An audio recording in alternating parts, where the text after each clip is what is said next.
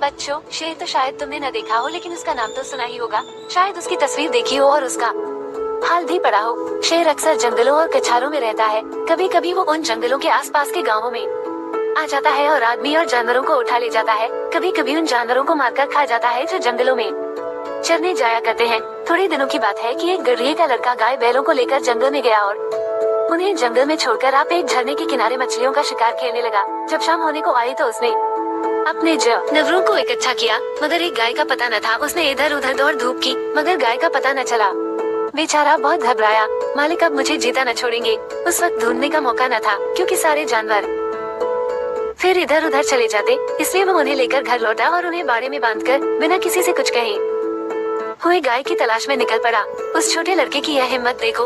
अंधेरा हो रहा है, चारों तरफ सन्नाटा छाया हुआ है। जंगल भाई भाई कर रहा है, गीदड़ों का हवाना सुनाई दे रहा है, पर वो बेखौफ जंगल बढ़ा चला जाता है। कुछ देर तक तो वो गाय को ढूंढता रहा, लेकिन जब और अंधेरा हो गया तो उसे डर मालूम होने लगा। जंगल में अच्छे अच्छे आदमी डर जाते हैं, उस छोटे से बच्चे का कहना ही क्या, मगर जाए कहाँ। जब कुछ न सूझी तो एक ऊंचे पेड़ पर चढ़ गया और उसी पर रात काटने की ठान ली। उसने पक्का इरादा कर लिया था कि बगैर गाय को लिए घर न लौटूंगा। दिन भर का थका माना तो था, उसे जल्दी नींद आ गई। नींद, चारपाई और बिछावन नहीं ढूंढती। अचानक पेड़ इतनी जोर से हिलने लगा कि उसकी नींद खुल गई। वो गिरते गिरते बच गया। सोचने लगा, पेड़ कौन हिला रहा है। आंखें मलकर नीचे की तरफ देखा तो उसके रोए खड़े हो गए।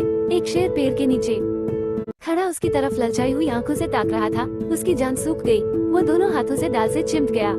नींद भाग गई। कई घंटे गुजर गए, पर शेर वहाँ से जरा भी न हिला। वो बार बार गुर्राता और उछल उछल कर लड़के को पकड़ने की कोशिश करता। कभी कभी तो वो इतने नजदीक आ जाता कि लड़का जोर से चिल्ला उठता। रात ज्यों त्यों करके कटी। सवेरा हुआ। लड़के को कुछ भरोसा हुआ कि शायद शेर उसे छोड़कर चला जाए, मगर शेर ने हिलने का ना तक न लिया। सारे दिन वो उसी पेड़ के नीचे बैठा रहा। शिकार सामने देखकर वो कहाँ जाता। पेड़ पर बैठे बैठे लड़के की देह अकड़ गई थी। भूख के मारे बुरा हाल था, मगर शेर था कि वहाँ से जो भर भी हटता था। उस जगह से थोड़ी दूर पर एक छोटा सा झरना था। शेर कभी कभी उस तरफ ताकने लगता था। लड़के ने सोचा कि शेर प्यासा है, उसे कुछ आस बंधी कि जो ही वो पानी पीने जाएगा मैं भी यहाँ से खिसक चलूंगा। आखिर शेर उधर चला। लड़का पेड़ पर से उतरने की फिक्र कर ही रहा था कि शेर पानी पीकर लौट आया। शायद उसने भी लड़के का मतलब समझ लिया था। वो आते ही इतने जोर से चिल्लाया और ऐसा उछला कि लड़के के हाथ पांव ढीले पड़ गए, जैसे वह नीचे गिरा जा रहा हो। मालूम होता था हाथ पांव पेट में घुसे जा रहे हैं। ज्यों त्यों करके वह दिन भी बीत गया। ज्यों ज्यों रात होती जाती थी, शेर की भूख भी तेज होती जाती थी। शायद उसे ये सोच सोच कर गुस्सा आ रहा था कि खाने की चीज सामने रखी है और मैं 2 दिन से भूखा बैठा हूँ। क्या आज भी एकादशी रहेगी। वो रात भी उसे ताकते ही बीत गई। तीसरा दिन भी निकल आया।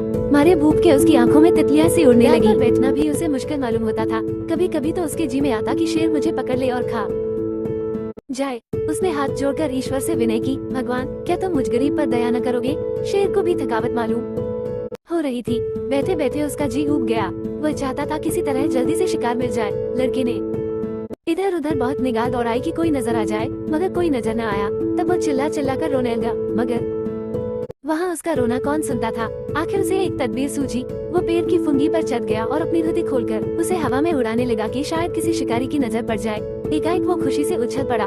उसकी सारी भूख, सारी कमजोरी गायब हो गई। कई आदमी झरने के पास खड़े उस उड़ती हुई झंडी को देख रहे थे। शायद उन्हें अचंभा हो रहा था कि जंगल के इस पेड़ पर झंडी कहाँ से आई। लड़के ने उन आदमियों को गिना, 1 2 3 4। जिस पेड़ पर लड़का बैठा था वहाँ की जमीन कुछ नीची थी। उसे ख्याल आया कि अगर वे लोग मुझे देख भी ले तो उनको ये कैसे मालूम होगा कि इसके नीचे 3 दिन का भूखा शेर बैठा हुआ है। अगर मैं उन्हें होशियारन कर दूं तो ये दुष्ट किसी न किसी को जरूर चट कर जाएगा।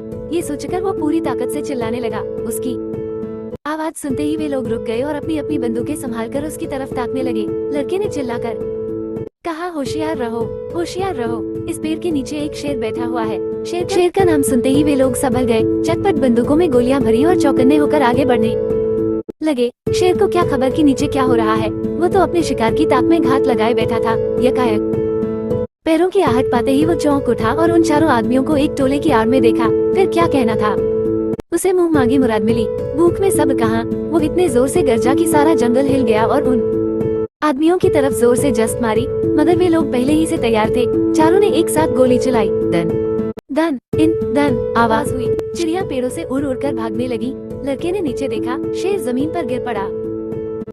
वो एक बार फिर उछला और फिर गिर पड़ा। फिर वो हिला तक नहीं। लड़के की खुशी का क्या पूछना, भूख प्यास का नाम तक न था। चटपट पेड़ से उतरा तो देखा सामने उसका मालिक खड़ा है। वो रोता हुआ उसके पैरों पर गिर पड़ा। मालिक ने उसे उठाकर छाती से लगा लिया और बोला, क्या तू 3 दिन से इसी पेड़ पर था? लड़के ने कहा, हाँ, उतरता कैसे? शेर तो नीचे बैठा हुआ था।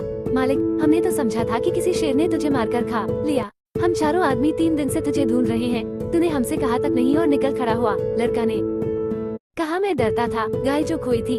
मालिक, अरे पागल, गाय तो उसी दिन आप चली आई थी। भूख प्यास से शक्ति तक न रहने पर भी लड़का हंस पड़ा।